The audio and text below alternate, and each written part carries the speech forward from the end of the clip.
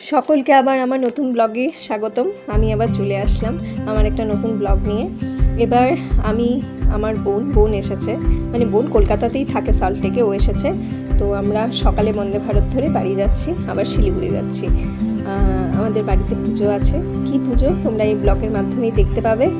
তো আমার বরমশাই এসছে আমাদের দুই বোনকে ট্রেনে উঠিয়ে দিতে। তো আলটিমেটলি আমরা বাড়ি পৌঁছে গেছি।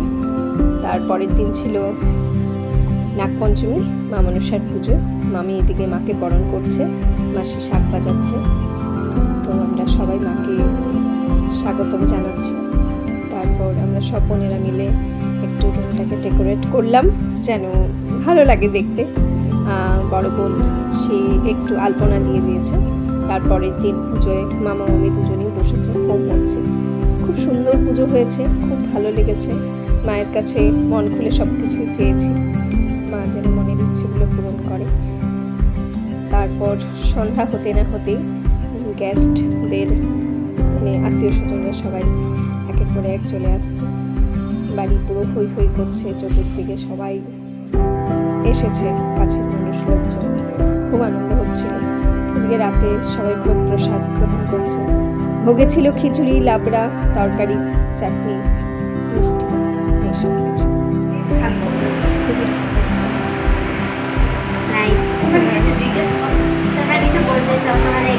বলবো মানে হচ্ছে মানে দারুণ হলো। আর এটা কি আপনি রান্না করেছেন?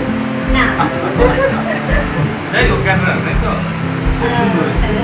সেই রান্না করে দেবো, খুব ভালো রান্না করবো। এবার পরের দিন আবার মা বিদায়ের পালা। তো মামি বরণডালা আবার সাজিয়ে নিয়েছে মাকে বিদায় দেবে বলে। আর আমরা সবাই বিসর্জনে যাব। এদিকে মামি মাকে এখন বরণ করবে।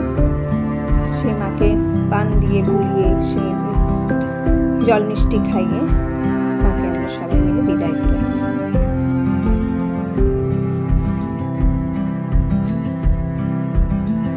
মনটা খুব খারাপ লাগছিল যে এই আনন্দের জন্যই আমরা সবাই একসাথে হয়েছি। তারপরে আস্তে আস্তে করে সেই দিনটা পার হয়ে গেল। খুব ভালো লাগছে, খুব আনন্দ হয়েছে, পুজোতে খুব মজা। তারপরে আমরাও টোটো নিয়ে সবাই বেরিয়ে পড়লাম। ফাইনালি আমরা সবাই বিসর্জনের জন্য চলে এসেছি। তো এখন আমাদের ঠাকুর আসেনি, আমরা ওয়েট করছি ঠাকুরের জন্য। এদিকে আমরা সবাই চলে এসেছি, গাড়ির মধ্যে মামি বসে আছে, মামা, বাবা, এদিকে আমার ছোট বোনটা। তো আমরা সবাই চলে এসেছি ফাইনালি।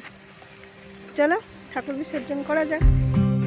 জায়গাটা কি নাম জানি না, বাট জায়গাটা খুবই সুন্দর, একদম গ্রিনারি, ভালো লাগছে। চতুর্দিকে পেছনে দেখতে পারবে, পেছনটা পুরো একদম ফরেস্ট টাইপের লাগছে। আমার তো খুব ভালো লাগছে। সো আমি খুব এনজয় করছি। এখনও যদি আমাদের ঠাকুর এসে পৌঁছায়নি, আসবে তারপর বিসর্জন।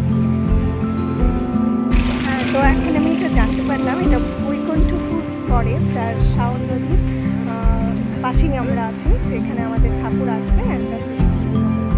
তো ফ্যামিলি সবাই এখানে ওয়েট করছে ঠাকুর আসার জন্য। আসুন,